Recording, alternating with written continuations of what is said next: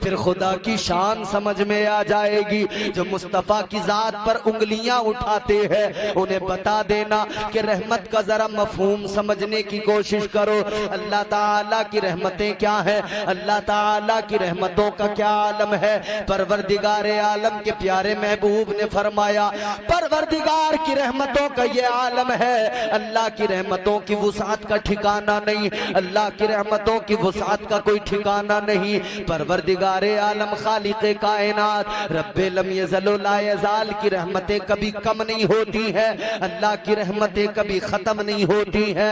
अगर कोई इंसान दामन फैलाए उसकी रहमतें उसे के दामन में आ जाती है।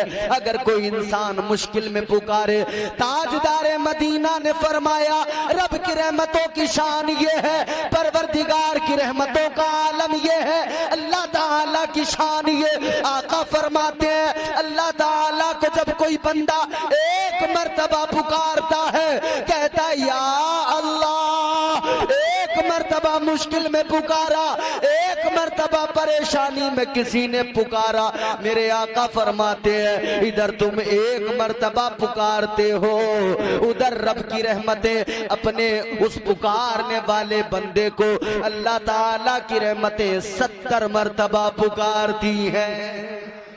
अल्लाह सुभान। यहाँ एक मर्तबा पुकारा जाए, रब की रहमतें 70 मर्तबा पुकार। हाँ मेरे बंदे, हाँ मेरे बंदे, बोलना क्या मुश्किल है, क्या परेशानी है, क्या तकलीफ है।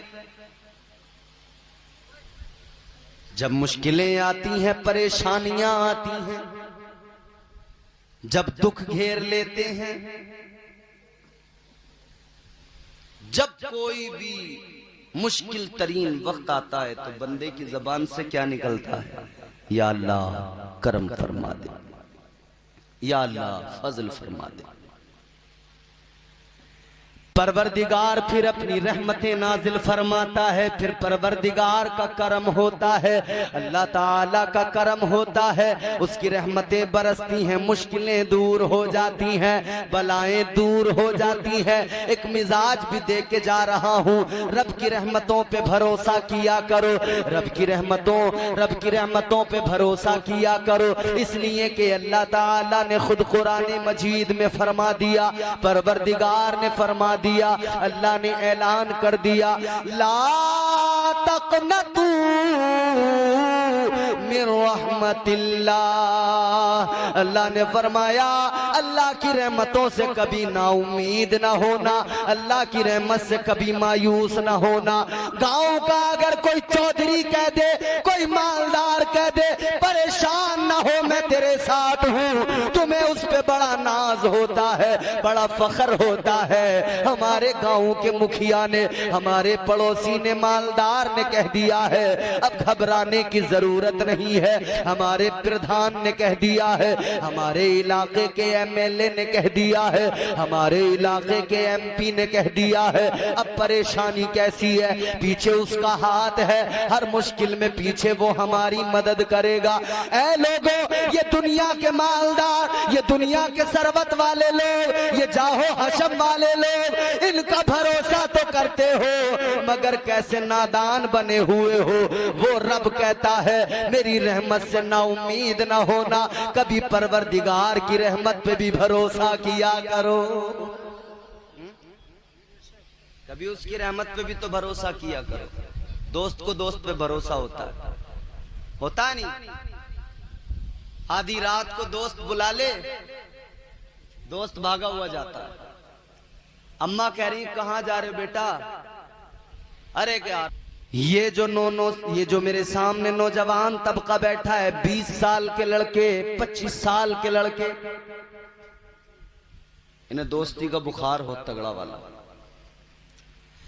घर में अम्मी बीमार हो कोई फर्क नहीं पड़ता, दोस्त के साथ जरूर जाना है। अब्बा कह रहे हैं बेटा फला काम है, जाना है शाहबाद, कहते हैं अब्बा खुद चले जाओ। अब्बा से कहेगा जाओ साइकिल से चले जाओ, मोटरसाइकिल से, जरा मैं जा रहा हूं दोस्तों के साथ। अब्बा की जिंदगी गुजर गई साइकिल को खचेड़ते खचेड़ते खचेड़ते खचेड़ते, और ये मोटरसाइकिल से पूरे गांव में हुर हुर हुर हुर करता फिर रहा। और भाई अजीब तमाशा, दोस्त को दोस्त पर भरोसा है,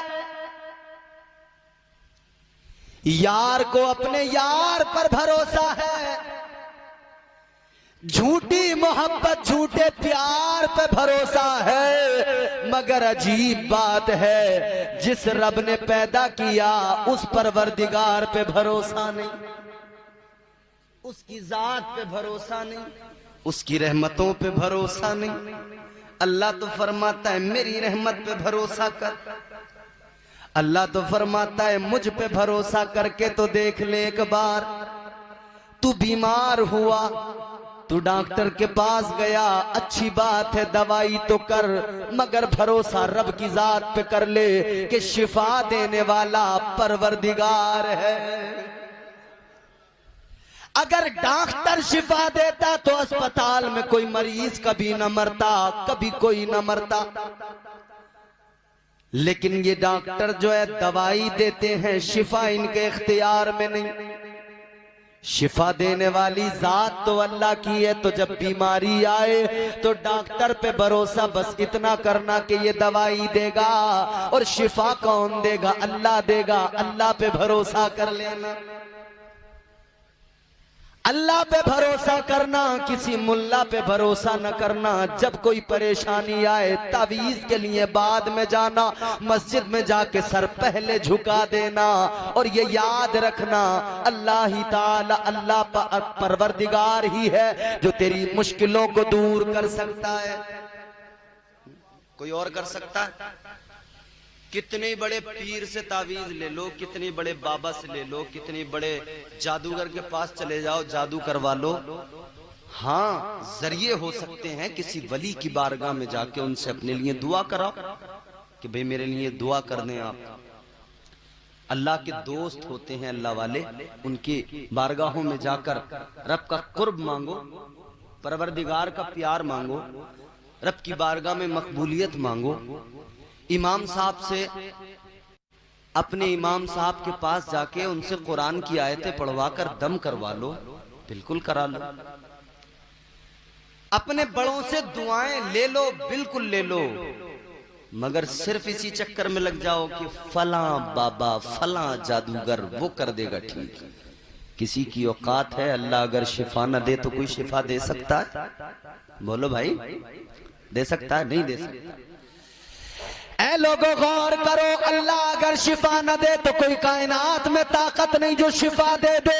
अल्लाह ताला अगर बीमारी, याद रखना बीमारी भी खुदा की जानिब से, शिफा देने वाली जात भी अल्लाह की, शिफा देने वाला भी परवरदिगार है। तो अल्लाह की बारगाह में मांगा करो, अल्लाह की बारगाह में ही हाथ फैलाया करो, उसकी रहमतों पे ही भरोसा किया करो। उसकी रहमतें दुनिया में भी काम आएंगी, कब्र में भी काम आएंगी, हश्र में भी काम आएंगी। अब सुनो जरा तवज्जो से, अल्लाह ताला की रहमतें दुनिया में भी काम आती है, कब्र में भी काम आती है, हश्र में भी काम आती है। जरा समझो रब की रहमतों का आलम क्या है। एक इंसान है, रब की रहमतों को समझो, उसकी रहमत से कभी मायूस ना होना।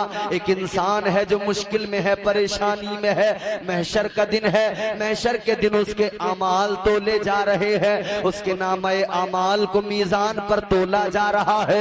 मैदान महशर में मीजान पर उसके अमाल का वजन किया जा रहा है। एक पल्ले में नेकियां हैं, दूसरे पल्ले में गुनाह है, इधर नेकियां इधर गुनाह, वजन किया जा रहा है। ऐ लोगों, नेकियां और गुनाह जब तोले गए, जब वजन किया गया तो दोनों का इतना वजन कि फकत एक नेकी की जरूरत, एक नेकी कम पड़ गई, एक नेकी जन्नत में जाने के लिए कम पड़ गई।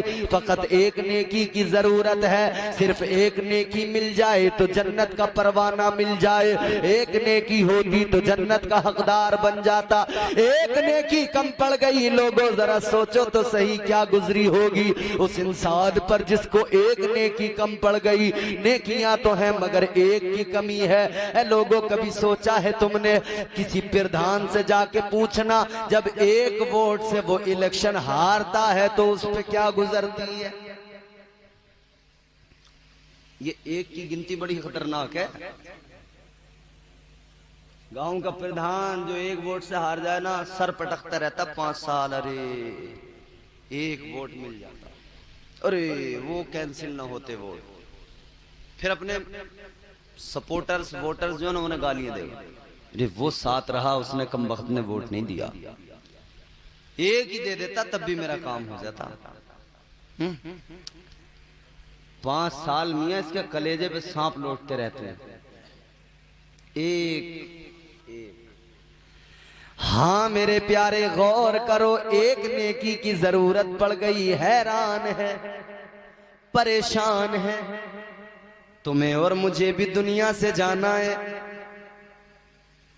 साजिद भाई के वालिद साहब दुनिया से चले गए, तुम्हें और मुझे भी जाना है। हर किसी का नंबर आना है।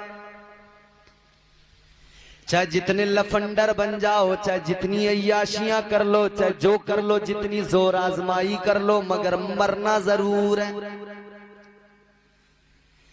याद रखना, न दौलत पे इतराना, न माल पे इतराना, न ताकत पे, न हुस्न पे इतराना, इसलिए कि सब फानी, सब चीजें फानी।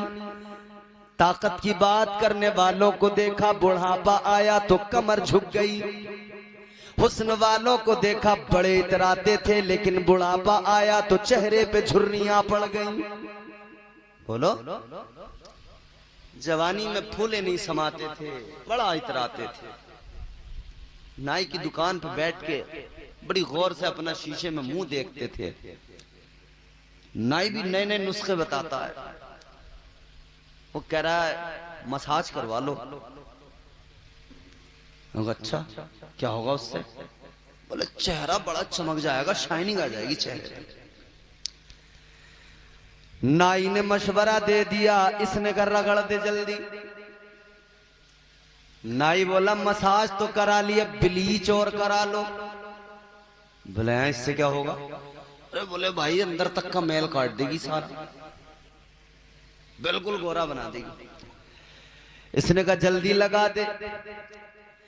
नाई की दुकान पे बैठ के कहता है मुझे खूबसूरत बना दे, मुझे बेहतरीन बना दे, लेकिन इसे रब का प्यार याद नहीं आता, रब की रहमत याद नहीं आती। अल्लाह ताला ने तो कुरान में फरमा दिया, कुंतुम खैरा उम्मतिन उखरिजत लिन्नास। अल्लाह ने फरमा दिया, ए मेरे महबूब के उम्मतियों सुनो, मैंने तुम्हें बेहतरीन बनाया है, मैंने तुम्हें बेहतरीन बना के दुनिया में भेजा है। अल्लाह फरमा रहा है मैंने तुम्हें बेहतरीन बनाया है, मगर बंदा देखो अक्ल मारी गई, नाई से कह रहा है मुझे बेहतरीन बना दे। बना देगा कोई बेहतरीन? बोलते क्यों नहीं? ला कोई हो बनाने वाला तो ऐसा। एक जात एक ताकत, फकत वो खुदा जिसने कहा कुन हो जा तो हो गया। उसने जब पैदा करना चाहा तो पैदा भी कर दिया। सबसे पहले अल्लाह ने जब चाहा कि मैं पहचाना जाऊं, मेरा कोई महबूब हो, तो उसने अपने नूर से नूर जुदा किया, नूर मुस्तफा बना दिया। मेरे मुस्तफा का नूर बना। फिर अल्लाह ताला ने जमीन बनाई, आसमान बनाया। परवरदिगार कहता गया कुन हो जा, जमीन हो गई। अल्लाह ने फरमाया कुन हो जा, आसमान हो गया। अल्लाह ने तुम्हें मुझे भी कुन कह के बना दिया। पहले हमारी रूहें बनी, बाद में हम इस वजूद के साथ दुनिया में आए। और जब हमें बनाया ना, एक वक्त वो भी था, अल्लाह ने वादा भी ले लिया। अल्लाह ताला ने फरमाया अलस्तु बिरब्बिकुम, बताओ क्या मैं तुम्हारा रब नहीं हूं? आलम अरवाह हूं, हमारी रूहों से अल्लाह फरमा रहा अलस्तु बिरब्बिकुम, फरमाया क्या मैं तुम्हारा रब नहीं? हम सब ने कहा था कालू दिया मौला क्यों नहीं, तू ही तो हमारा खुदा है, तू ही तो हमारा रब है। इकरार किया था उसकी रबूबियत का, इकरार किया था। ये तो अब दुनिया में आके हमने नौटंकी शुरू कर दी मियां। बोलो, अब तो दिलों में डर खौफ रहा नहीं। अच्छा अजीब बात मैं आपको बताऊं, हाय हाय हाय हाय, कितने दर्द बयान किए जाएं, कितनी तकलीफों का जिक्र करके रोया जाए। बेहतरीन नबी की बेहतरीन उम्मत का हाल क्या हो गया। उम्मत शामत आमाल के सबब बदतरीन बनती जा रही है। खुदा ने बेहतरीन बनाया, बेहतरीन बनाया। किसी को शुगर हो जाए मीठा खाना छोड़ दे, किसी को शुगर हो जाए मीठा छोड़ता है कि नहीं छोड़ता? क्यों?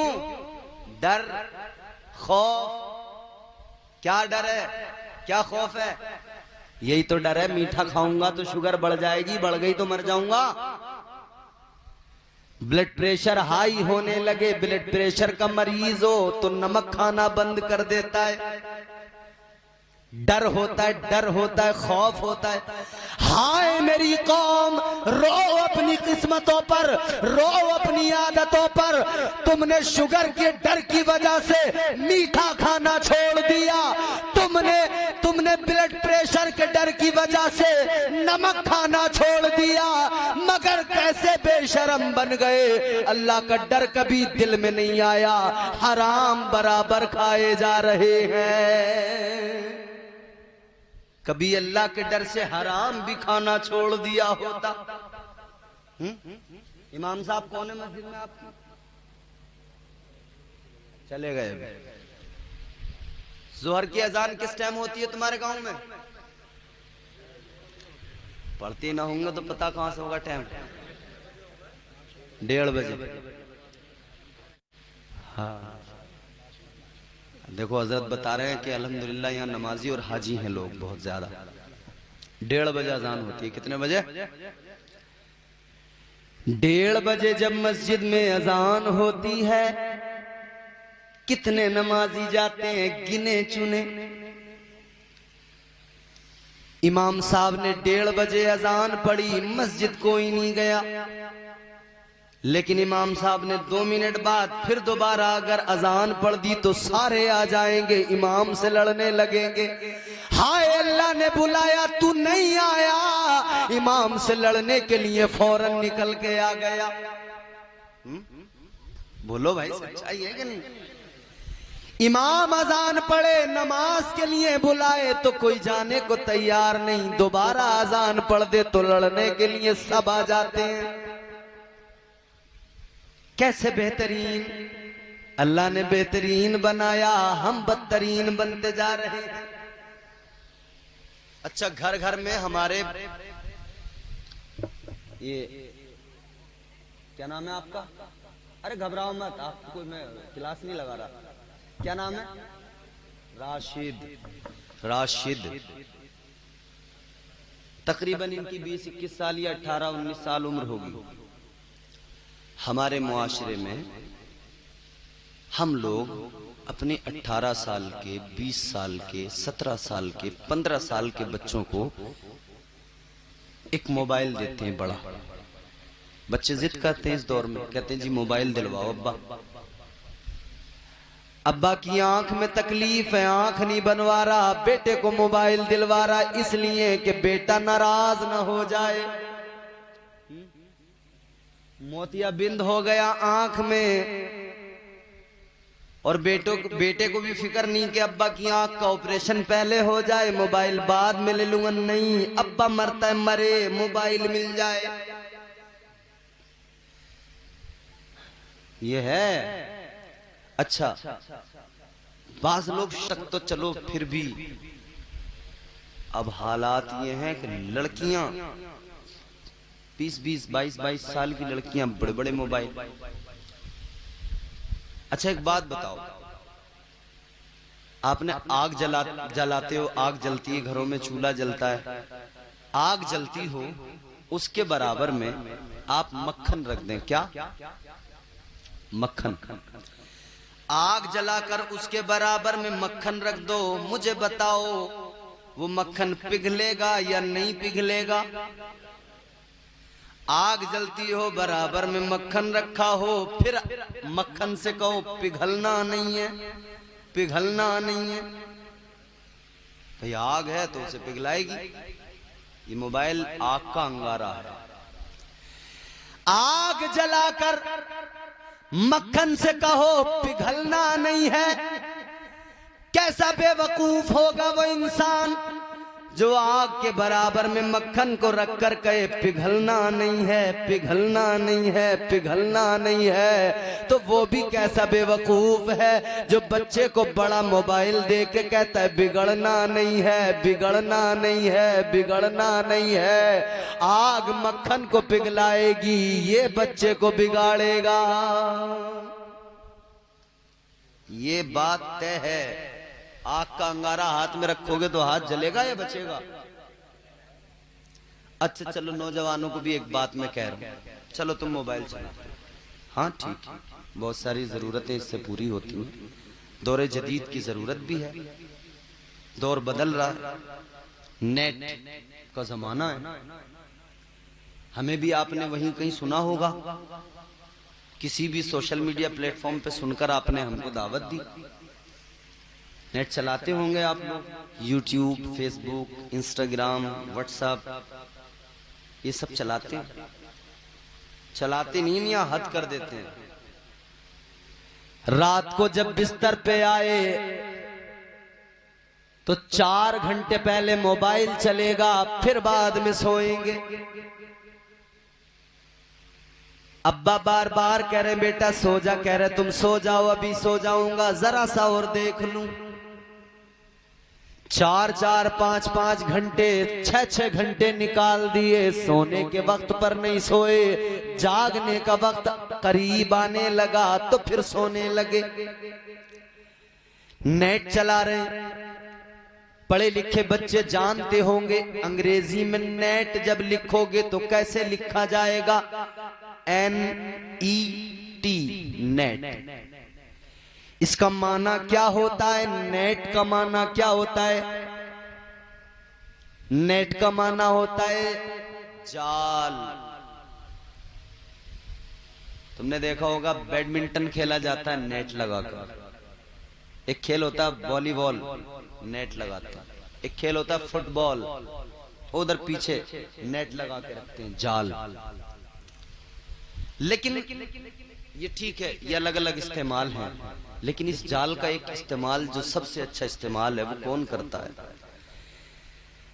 एक मछली पकड़ने वाला मछुआरा जाल का इस्तेमाल करता है, दरिया में जाल डालता है। किस लिए? मछली पकड़ने के लिए। जाल डालता है, नेट डालता है दरिया के अंदर मछली पकड़ने के लिए। मगर मुझे बताओ, जब उस मछली पकड़ने वाले ने दरिया के अंदर जाल डाला तो उसमें क्या आया? मछलियां ही आई या और कुछ भी आया? सिर्फ मछलियां नहीं आती, और भी बहुत कुछ आता है।